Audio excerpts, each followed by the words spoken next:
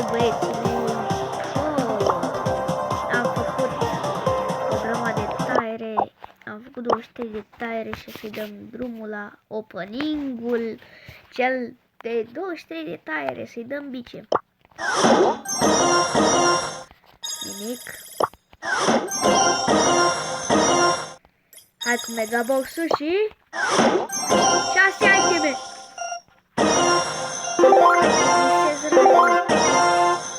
Item box-ul și Let's get this party started! ești nebun.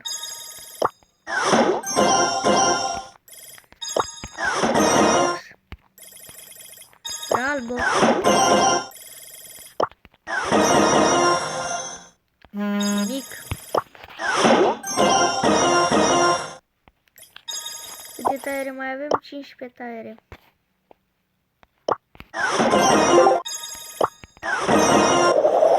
El Primo! Bă! El Primo! Serios să nu iau legendară sau ceva, dar n-are cum, că îmi lipsesc din alea, cum se zice, mă, superare. Și hitbox. Nimic. Albo. Nimic. Hitbox iar.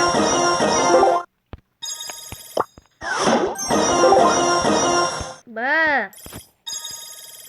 Ultimele 6.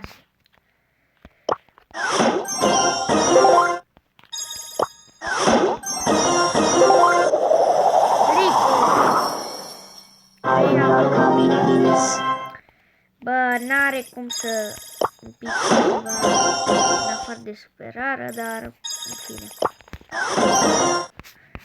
Ultimul megabox și 5 aici. Nu, asta a fost. Și ne-a picat așa. Ne-a picat El Primo, ne-a picat Rico, ne-a picat și Poco. Și ăștia și noi upgrade. This is too easy! Make like a tree and leaf.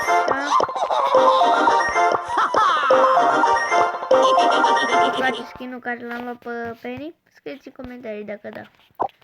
Și... Yes! Don't mess with Jess! El Primo! El Primo! This one's on the house! This one's on the house! Noroc data viitoare. Bad man! Feel the power of music! Unleashing ultimate power. Vezi cum arată Rico? Like. Dați like și nu uitați să vă abonați dacă mai vreți episoade de Brawl Stars. Pa!